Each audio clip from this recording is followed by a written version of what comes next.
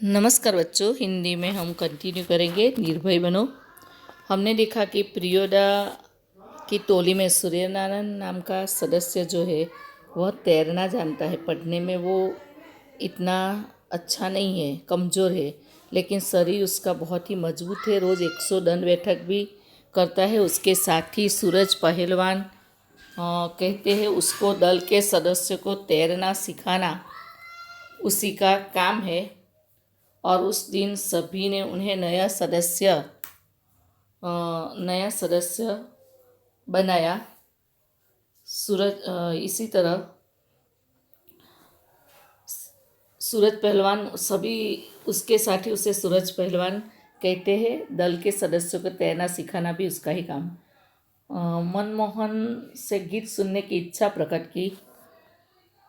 मनमोहन पहले लजाया, यानी उसको शर्म आई, किंतु जब प्रियोदा ने आग्रह किया तो उसने खखाकर गला साफ किया, यानी अच्छी तरह से गाने का प्रयत्न किया, गला साफ किया। कौन गीत गाए वह उसने शुरू किया। कौन कौन गीत गाए वह शुरू किया। राम रहीम न जुदा करो भाई, दिल को सच्चा रखना जी। इस गीत समाप्त होने के बाद प्रियोदा बोले, वाह, बहुत मीठा गला है तुम्हारा। कालू, तुम प्रभात फेरी वाले दोनों गीत मोना को सिखा देना। यानी प्रियोदा ने कहा कि मोना को कहा कि तुम्हारा गला बहुत ही मीठा है। सूरज पश्चिम की ओर झुक गया, यानी शाम हो गई शनिवार की। बालूचर पर लाली उतर आई, यानी बालूचर यानी रेत का किनारा, रेत वाली जमीन। वहाँ सूर्यास्त होने आया था। कहने का परमान की धारा पर उगते हुए सूरज की अंतिम किरणें झील मिलाई। पखेरु दल बांधकर बांसवन की ओर लौटने लगे। प्रियोदा के दल भी सभी सदस्य पंक्ति बांधकर लौटे। पुल के पास एक गाड़ीवान तन्मय होकर गीत गा रहा था। भोला गरीबक दिन पहिया हरब, भोला गरीबक दिन, यानी गरीब की ऐसी गीत। एक गाड़ीवान यानी गाड़ी चलाने वाला कोचवान बहुत ही तल्लीन होकर वो गीत गा रहा था। और एक पखेरु दल बांधकर बांसवन की ओर लौटने लगा। पखेरु यानी पक्षी का पूरा दल बांस के वनों की ओर लौटने लगा। प्रियोदा का दल भी पंक्ति बांधकर, यानी हार में एक पंक्ति में वहाँ से गुजर रहे थे। उसी बीच पुल के पास वो एक गाड़ी चलाने वाला कोचवान तल्लीन होकर गीत गा रहा था। ऐसा बोला गरीबक दिन पहिया हरब, बोला गरीबक दिन, यानी ऐसे बहुत ही प्रेम से और सुरीले कंठ से ऐसा गीत गा रहा था। सूरज ने भी उसी सुर में सुर मिलाकर गाना शुरू किया। एकता जे लोटा छल बेटा, छल तीन पनिया पीबेत काला लोट लेलक छिन। कृत्यानंद झा ने कहा, विद्यापति की लाचारी है। लाचारी वहाँ बंगाल के एक कवि है विद्यापति, तो उसकी एक पंक्तियाँ गा रहा था। उसकी यानी उसका गीत गा रहा था। लाचारी लाचारी थत्थाई, बालूचर ने उस पार से किसी ने फायर किया। एक पखेरु बालू पर गिरकर छटपटाने लगा। उसका जोड़ा विकल होकर बहुत देर तक रोता रहा। यानी ऐसे गीत गाता था तो वहाँ एक पक्षी घायल होकर गिरता है, विकल होकर, यानी बहुत दुखी होकर, और रोता रहा वो मटमेले अंधकार में। एक और उसी बीच बहुत ही अंधकार था, मटमेला यानी उसी बीच एक अर्दलीनुमी आदमी, यानी एक अधिकारी का जो सेवक है वह दौड़कर आता है और मरी हुई चिड़िया के देने यानी पंख को पकड़कर चिल्लाया, मिल गया हजूर। वह यानी खुश हुआ। एक पक्षी को मारकर वह अपना जो अधिकारी है वह भी एक बहुत ही निष्ठुर है और उसका सेवक भी उसके जैसा ही है और वह खुश होता है मरी हुई चिड़िया का पंख पकड़कर।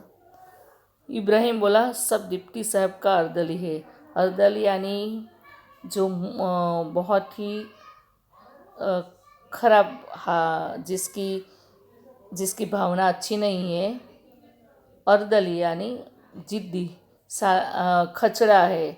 अर्दली यानी सेवक, खचड़ा यानी वो बहुत ही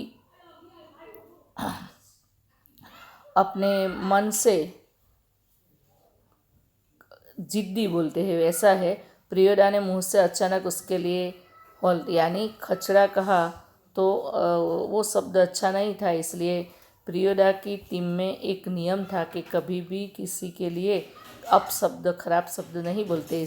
तो उसको रोकने के लिए हॉल्ट शब्द यानी रुक जाइए, ऐसा प्रियोदा ने उससे कहा। तब इब्राहिम को अपनी गलती का एहसास हुआ। दल का नियम है, कोई सदस्य किसी किस्म का अपशब्द या गाली मुँह से नहीं निकाल सकता। इब्राहिम ने तुरंत सिर झुकाकर दल के नायक प्रियोदा और सदस्यों से माफ़ी मांगी।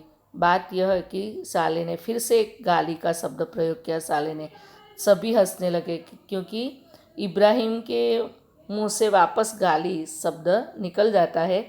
तो इसी तरह प्रियोदा के दल में यानी टीम में कोई भी ऐसा सदस्य अपशब्द नहीं बोल सकता और इब्राहिम ने 2 बार बोल दिया तो सब हंसने लगे। प्रियोदा ने गंभीर होकर कहा, इब्राहिम, यह तुम्हारी 8वीं गलती है। 10 होते ही तुम्हें हम हमारी टीम से निकाल देंगे, साथ नहीं रहने देंगे। इब्राहिम ने पूछा, लेकिन सरकारी अफसरों को गाली देने में क्या हर्ज है? यानी वो जो इस तरह से गालियाँ देते हैं, ऐसे जो कोई कुछ भी किसी का नुकसान नहीं किया, ऐसे जब पशु पक्षी को मार देते हैं तो उसको गाली देने में क्या नुकसान है, हर्ज यानी। तब प्रियोदा ने कहा, तुम्हारा मुंह खराब होगा, उसका कुछ भी नहीं बिगड़ेगा। यानी जो खराब बोलता है उसका ही मुंह बिगड़ता है। सामने वाले को तुम गाली दो, उसके ऊपर उसका कोई प्रभाव नहीं पड़ेगा, यानी उसका कुछ बिगड़ेगा नहीं, क्योंकि गाली जो बोलता है उसके मुंह से निकलती है तो उसका मुंह ही खराब, यानी वही व्यक्ति खराब कहलाएगा। मगर वो जो गाली देते हैं, ऐसा जब उसने सामने प्रियोदा को वो ऐसे कहा कि वो लोग गाली देते हैं तो हम क्यों ना दें, ऐसा इब्राहिम ने कहा प्रियोदा को। तब प्रियोदा ने कहा, वे ही क्यों, बहुत लोग गालियाँ बकते हैं। नहीं प्रियोदा, आप इब्राहिम को नहीं समझा सकोगे, वही महीन बात देरी से बूझता है। यानी छोटी छोटी बातें देरी से हमारी समाप्त होती, मैं समझा देता हूँ। देखो इब्राहिम, यानी ये समय ऐसी बातों पे बर्बाद करने का नहीं है, ऐसा कहकर मैं उसे समझा देता हूँ इब्राहिम को। यदि क्लब का मेंबर रहना है तो उसको रूल्स को मानना होगा। नियम है कि कोई सदस्य आपस में बातचीत के सिलसिले में भी कोई ख़राब शब्द नहीं बोलेंगे, जानते हो ना, बस बात ख़त्म। यानी प्रियोदा ने बता दिया कि इब्राहिम को समझा दो, कोई भी उसकी 8वीं गलती है, 10वीं गलती जब करेगा, गाली बोल लेगा, तो उसे निकाल दिया जाएगा। और कोई भी हमारी टीम का नियम है, कोई भी खराब शब्द अपशब्द नहीं बोलता, जो बोलेगा तो उसको टीम से निकलना पड़ेगा। सहुआइन धर्मशाला के पास आकर सभी ने एक दूसरे को विदाई ली। कालू ने भी कहा, मोना, तू रास्ते में डरेगा, मैं जानता हूँ तू हूँ, चल मैं पहुँचा दूँ। और सब जानते थे कि मोना डरता है, यानी कालू ने मोना को कहा, मैं तुम्हें छोड़ देता। प्रियोदा ने कहा, मोना डरता है, मैं उसे पहुँचा दूंगा, तू घर जा कालू। और प्रियोदा जिम्मेदारी उसे पहुँचाने की लेता है। और रास्ते में प्रियोदा चुप रहे, एक सुनी जगह पर आकर रुक गए।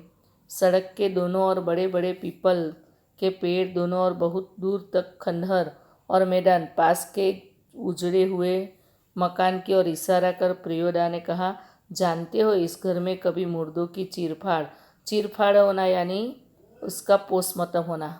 पोस्टमार्टम यानी शरीर की चीरफाड़ की पद्धति। पोस्टमार्टम हाउस था, घर था, इसलिए लोगों को डर है कि आसपास के पेड़ों पर भूत पिशाच किलकिल करते रहते। मैदान में प्रेतनियाँ नाचती है, संतालिया की तरह झुंड बांधकर। क्यों क्यों डरने लगा?